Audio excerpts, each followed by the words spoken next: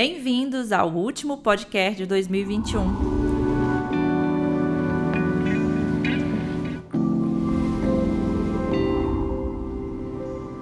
O podcast da Quer Brasil está fechando o ano com um tema que está super em alta, super falado e com um destaque totalmente merecido, que é o hidrogênio verde, desvendando a nova aposta da Quer Brasil.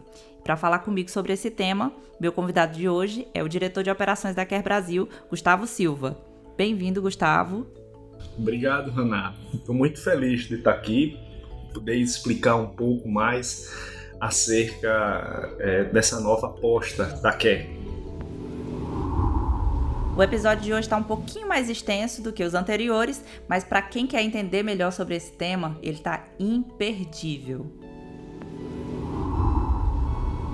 Bom, Gustavo, para começar, eu queria que você explicasse um pouco sobre o que é o hidrogênio verde, né? Como ele está sendo cotado para ser essa nova economia e por que ele está sendo chamado de combustível do futuro. Ok, Ana. Mas olha, antes de a gente falar um pouco sobre essa nova economia do hidrogênio, é muito importante a gente deixar claro aqui um conceito, né?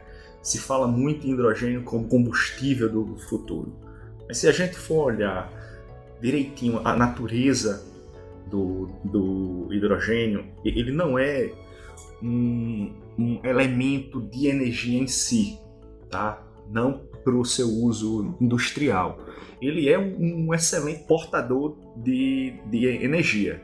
E essa portabilidade, ela permite a gente transportar energias de um canto para outro de uma forma muito eficiente.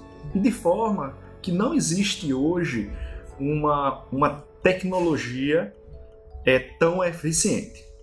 Tá? Eu vou voltar a esse assunto no final, mas é interessante primeiro a gente entender o que é que motiva o uso do hidrogênio.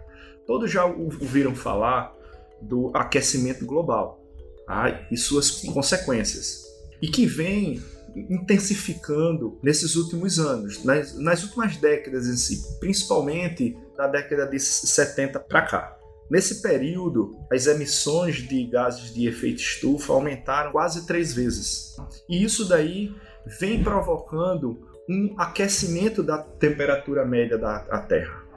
Da década de 70 para cá, em média, já aumentou 0,8 graus centígrados. E que vem trazendo consequências imensas ao clima e à nossa qualidade de vida. A gente observa atualmente uma acelerada condição de degelo das calotas polares, por exemplo. Isso provoca uma elevação dos níveis dos mares, né? Inclusive existe uma previsão de até o ano 2100 a gente ter uma elevação em ordem de 90 centímetros. Ou seja, isso praticamente muitas cidades litorâneas vão desaparecer. Essa elevação altera também a composição química da água do mar, mudança na forma das correntes marítimas, essa alteração de temperatura na água do mar altera as condições climáticas, perturbam os acontecimentos de El Niño e Laninha, que tem grandes consequências em várias partes do mundo. Essas consequências afetam a produção de alimento, afeta a quantidade de água potável, modifica ecossistemas em si. Enfim, são grandes as consequências. O fato é que se nada for feito, vai se agravar mais ainda essa condição. Tá? Existem alguns estudos que apontam que se nada for feito, em 2100 nós teremos uma temperatura média global aumentada em relação à década de 70 de quase 5 graus. Tá? E isso daí é uma condição realmente bastante desastrosa. Sim, é uma cadeia de consequências bem... Então, quando a gente analisa, tá, o aquecimento global, aquilo que ocasiona esse aumento de temperatura está ligada diretamente às emissões de gases. Tá? Essas emissões de gases em 65% está ligada ao dióxido de carbono. Esse sim é o grande vilão. E é aí onde entra o hidrogênio. Tá? Ou seja, essas emissões de gases de efeito estufa estão ligadas diretamente à produção de energia e ao seu uso industrial. Tá? A queima de combustíveis fósseis para atender esses grandes mercados ocasionam essas grandes emissões. Tá? Para a gente ter só uma ideia, 73% dos gases de efeito estufa são provenientes da produção de energia nas suas várias vertentes, tá? Produção de energia elétrica, produção de calor para aquecimento, produção de combustível, o uso desse combustível através de motores térmicos que também aumentam as emissões de gases de efeito estufa e o uso, a queima desses combustíveis para a produção de hidrogênio em si, para a indústria química e petroquímica. Tá? Então, isso tudo representa as duas, né? 73% de energia e 5,2% da indústria, quase 80% dos gases de emissão vêm dessas duas indústrias. E o hidrogênio aparece como uma solução para atender essas duas indústrias de uma forma limpa. Então, Gustavo, muito se fala também sobre os tipos de hidrogênio, né? O mais popular hoje em dia é o hidrogênio verde, né? Mas sabe-se que as pessoas falam do hidrogênio azul, hidrogênio cinza, e eu queria entender essa diferença de cores. É meramente uma nomenclatura ou existe uma diferenciação de fato? Bem, Ana, de fato você tá certa, tá? Não existe um hidrogênio de cor verde, um hidrogênio de cor azul, um hidrogênio de cor cinza. Essa classificação se dá pela forma que ele é obtida e o quão limpo é essa forma de obtenção. Tá? O quanto de emissões de dióxido de carbono o processo de obtenção do hidrogênio tem. Tá? Enfim, atualmente 96% das plantas de produção de hidrogênio se baseiam em combustíveis fósseis, tá? Gás natural, óleo, carvão, todos esses elementos possuem metano e é esse metano que é transformado em hidrogênio. Apenas 4% é produzido através de eletrólise, tá?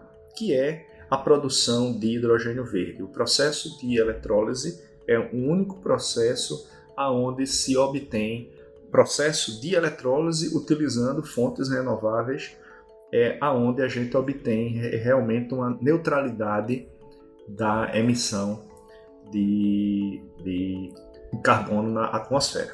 Tá? Então, a maioria das plantas são as plantas de hidrogênio cinza. Tá?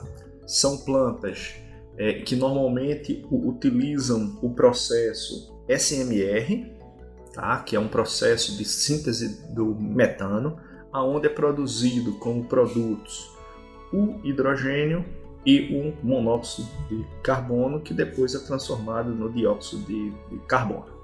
Tá? Nessas plantas de hidrogênio cinza, o dióxido de carbono não é capturado e ele é jogado na atmosfera. Tá? Grande parte das plantas é assim. O hidrogênio azul utiliza o mesmo processo produtivo, as mesmas plantas SMR, só que o hidrogênio é capturado até 95%, ou seja, do ponto de vista de emissões de dióxido de carbono na atmosfera, é excelente.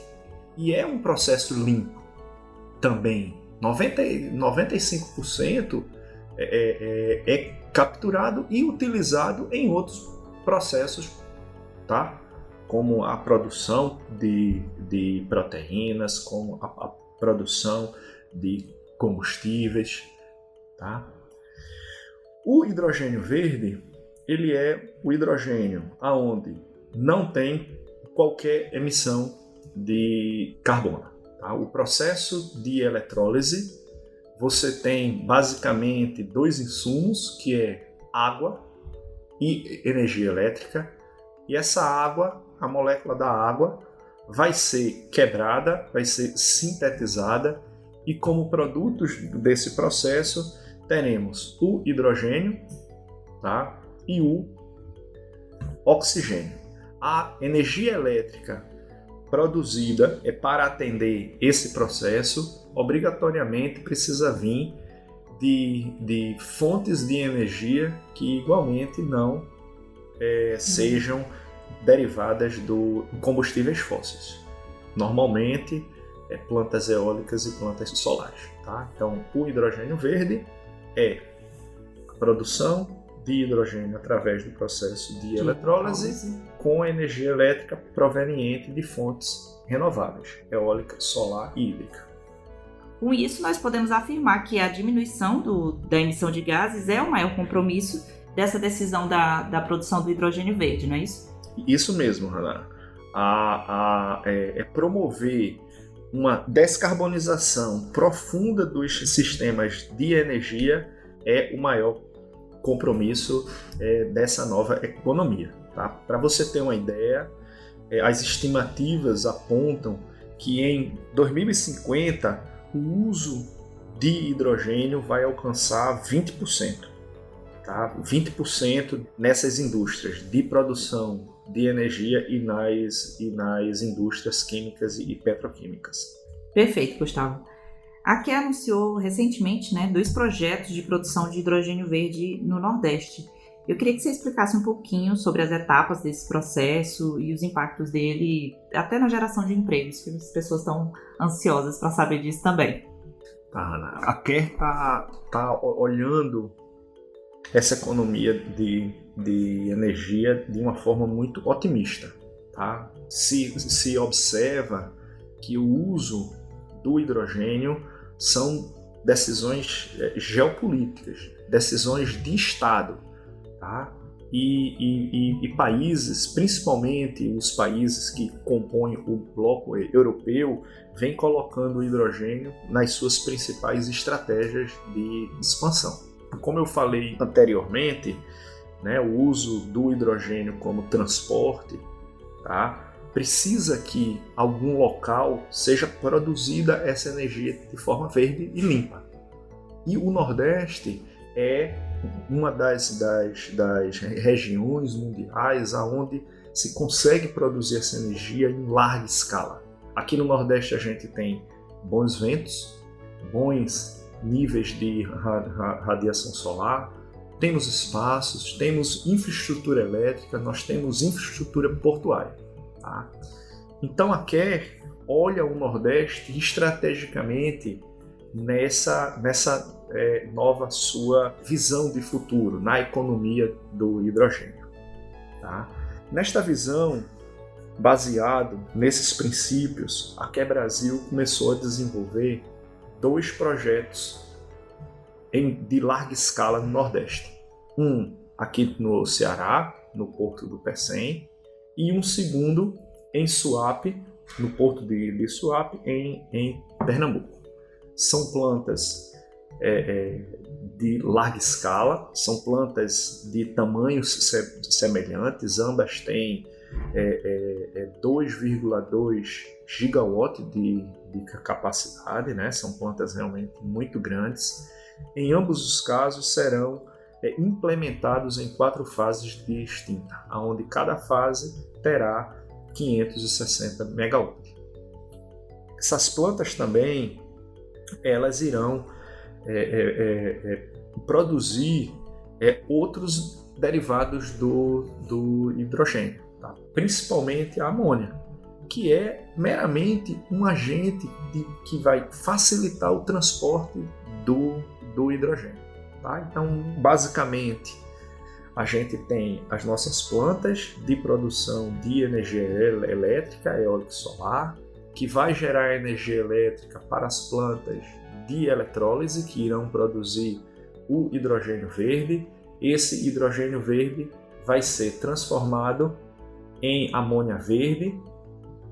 A amônia será utilizada como meio de transporte para o destino final, tá? E lá poderá ser utilizada a própria amônia verde ou fazer o processo inverso de craqueamento dessa amônia para obtenção do hidrogênio verde, tá? Basicamente, essa é o desenho que está, o desenho de ambas as plantas, tá? São investimentos significativos, são plantas industriais de grande porte e que vai exigir mão de obra especializada em quantidade. Para cada uma dessas plantas, nós estimamos que serão necessárias 1.200 pessoas na fase de construção e na fase de operação em torno de 450 pessoas. Isso para cada projeto, né? Para Lembrando cada que são 2. projeto. Isso. Para cada projeto. Um no Ceará e outro em Pernambuco. E outro em Pernambuco. Então, quais são os riscos envolvendo essa aposta, né? Esses projetos? Eu queria que você explicasse sobre os riscos agora. Para a gente entender melhor isso e esses riscos, tá? É muito bom a gente ter em mente de que essa economia do hidrogênio, né, escala comercial, ela não existe ainda, tá? Não existe ainda. O mercado está sendo criado, as regras do mercado estão sendo criadas, as tecnologias também estão sendo criadas. Certo, é tudo novo. Então, tudo novo.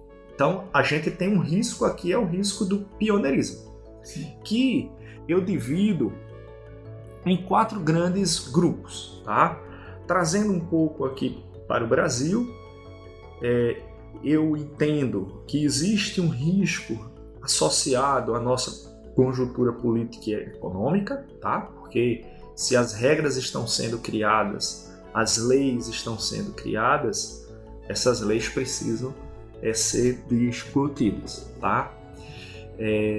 Como eu falei anteriormente, a implantação de plantas como essa, né, que precisam também de investimentos do ponto de vista de produção de energia elétrica verde, exigem investimentos de grande valor, de grande montante. Então, a condição econômica do Brasil de oferecer linhas de financiamento para implantação desses projetos, eventualmente pode ter maior dificuldade, tá? Outro aspecto também é o aspecto regulatório, tá? Que precisa ser visto de uma forma muito ampla. Por quê? Nós vamos produzir o hidrogênio no Brasil, ou seja, a produção de ambos irão depender de regras para o Brasil, mas nós vamos inevitavelmente passar por processo de importação do hidrogênio para outros países, que também terão suas regras. As regras precisam estar equivalentes. Tá? Nós vamos precisar garantir a rastreabilidade desse verde, né? Ou seja, garantir que realmente o hidrogênio verde que a gente vai exportar, ele é proveniente de fontes de geração verde.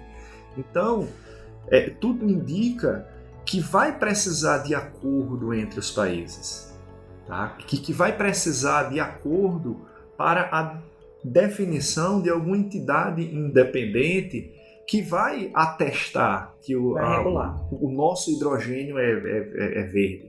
Tá? Então existe esse risco regulatório, como isso vai ser feito, quem vai fazer, a qual custo será feito, será exigido, por exemplo, que os países em si entrem em acordo. Então isso hoje a gente ainda não sabe bem. Então existe esse risco de como isso daí vai ser desenvolvido. Existe também o risco da própria abertura do mercado, né? A gente vê os países, principalmente aqueles ligados ao bloco europeu, né, com metas bastante ousadas. Para você ter uma ideia, o projeto do bloco europeu para o hidrogênio, que é dividido em 3 estágios, né? O primeiro estágio, que já se iniciou e vai até 2025, prevê a implantação no solo europeu de 6 gigawatts de plantas de hidrogênio verde, tá? E mais a substituição daquelas plantas de hidrogênio cinza por plantas de hidrogênio azul. O segundo estágio, que vai entre 2025 a 2030, é onde há um salto imenso da implantação de novas plantas. Estão previstas a instalação em 5 anos, tá, de 40 gigawatts em plantas de eletrólise só nos países do bloco europeu. E a contratação de hidrogênio a partir de mais 40 gigas em países fora do bloco europeu. Tá? Se a gente fizer aqui um exercíciozinho simples, né? Assim, essa segunda fase, que está previsto 80 GB, né? 80 GB de plantas eletrólise, vai precisar de, no mínimo, o dobro de capacidade instalada de plantas eólica e solar. Ou seja, isso representa aumentar em 60% a capacidade instalada de plantas eólicas no mundo todo. Tá? Representa mais de 2 milhões de hectares de área. Então são desafios imensos, desafios econômicos e financeiros imensos, porque toda forma de financiar projetos precisa ser lá pensada. Tá? Desafios do ponto de vista de área, porque é inimaginável você encontrar na Europa espaços, 2 milhões de hectares dentro da Europa para colocar projetos. Então o Brasil entra aqui como ali uma vantagem muito grande. Sim, tá? E também precisa existir um mercado que absorva esse hidrogênio ao preço que ele está lá produzido. Tá? Embora tudo indica que aumentando a escala de projetos, aumentando as plantas, o custo unitário vai cair para valores inclusive menores do que o que atualmente a gente tem para a planta de hidrogênio cinza. Tá? Já se prevê que em 2030 o custo de produção de hidrogênio verde já vai ser menor do que o custo atual que a gente tem, porque a gente vai ter uma escala muito grande. Mas isso tudo depende de muita energia. Energia dos países, energia das empresas privadas, recurso financeiro, boas fontes de financiamento, de tecnologias que ainda hoje não existem, de pessoas capacitadas para trabalhar com isso, ou seja, não é ainda um cenário muito bem pavimentado. Então, o risco associado à abertura desse mercado existe. Tá? Por último, né, eu já tinha falado, é o próprio risco tecnológico. Tá? Hoje, o que se tem de hidrogênio, principalmente esses de eletrólise, eles são baseados em plantas de pequena escala. Né?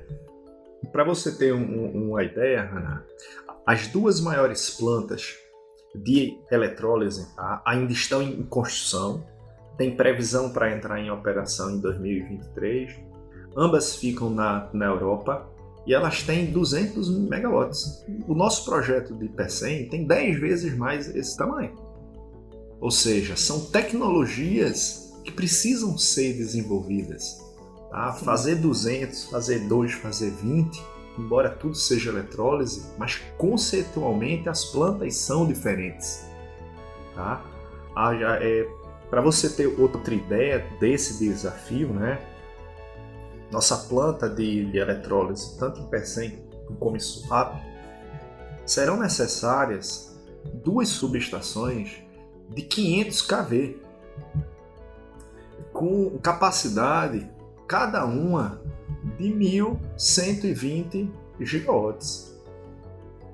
Então, é uma quantidade imensa de energia em um único ponto da rede. E isso precisa ser estudado, isso precisa ser regulado, tá?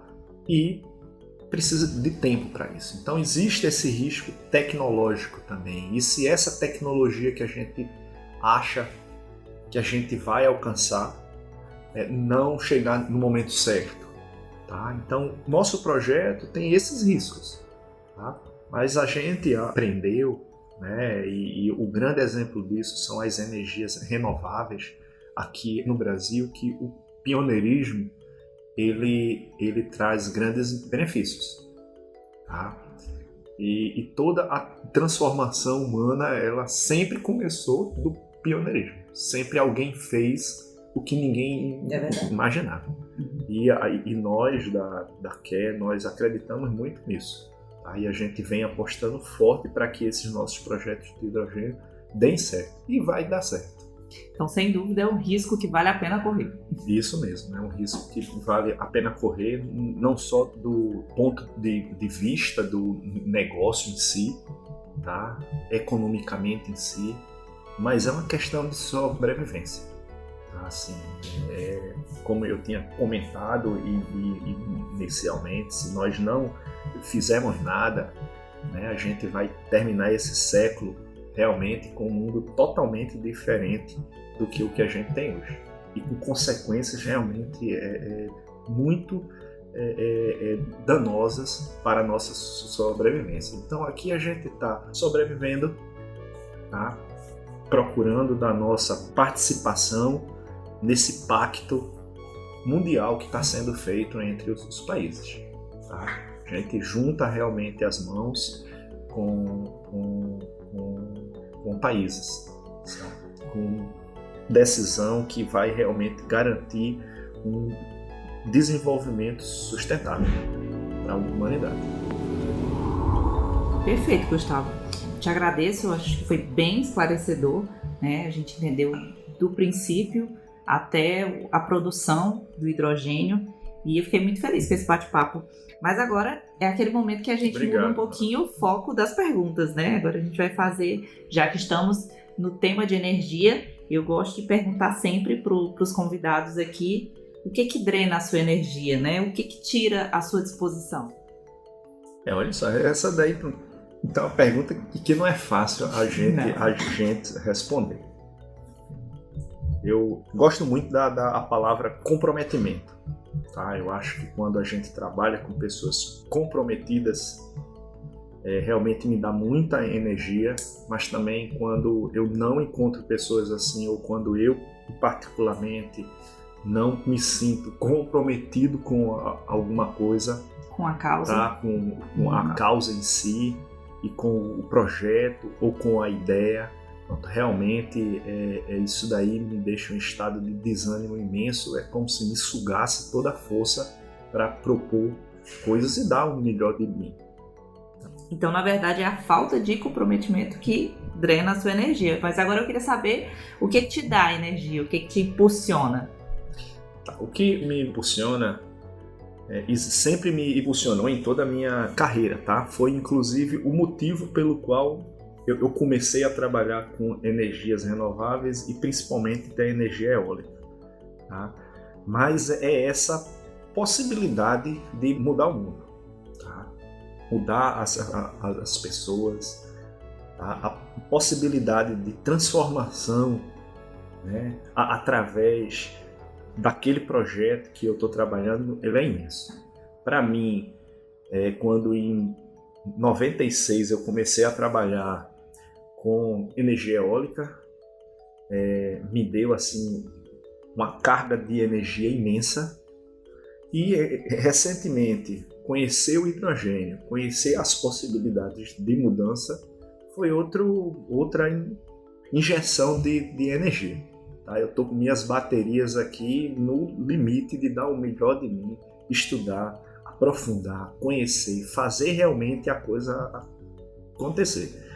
Tá? Então isso me dá realmente muita energia, muita energia. Estou muito feliz. Até brinco lá com minha esposa que essa coisa do hidrogênio para mim está sendo tão fantástico, né? O hidrogênio como elemento mais abundante do universo, ele está presente também em mim, no meu corpo, no meu pensamento, no meu espírito, Aí eu brinco com a esposa dizendo que quando eu morrer eu quero que ela me jogue lá dentro de um quarto desse, que eu quero ser transformado em hidrogênio. Meu Deus!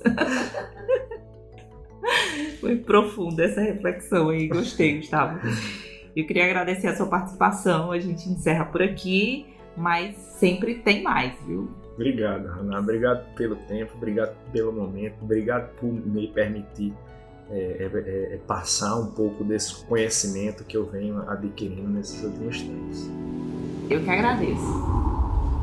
E esse foi o último podcast de 2021. Eu queria dizer que eu adorei essa experiência, essa troca de conhecimento sobre o mercado de energias renováveis. Também adorei receber o feedback de vocês pelas redes sociais, pelo LinkedIn, pelo Instagram. Mas não acabou não, tá? No próximo ano a gente volta com tudo e eu vou deixar aqui um pequeno spoiler sobre o tema do primeiro episódio da próxima temporada. Confere aí! Minha trajetória dentro do setor socioambiental vem ao longo de 13 anos, onde trabalho sempre com projetos de energia renovável, visando sempre o licenciamento e as comunidades envolvidas ao entorno desse projeto. Grande desafio trabalhar com essas comunidades, devido à particularidade de cada uma. Em todos os projetos, em vários estados do Brasil, cada uma tinha uma divergência, ou cada uma tem um potencial bem diferente uma da outra, onde o intuito sempre é agregar, né, todo o envolvimento do projeto com a comunidade em si, que está envolvida com esses projetos. E aí, já deu para perceber que o nosso tema é ligado ao socioambiental, não é? Mas quem será essa minha convidada especial? A gente vai saber só na próxima temporada. Até lá! Tchau!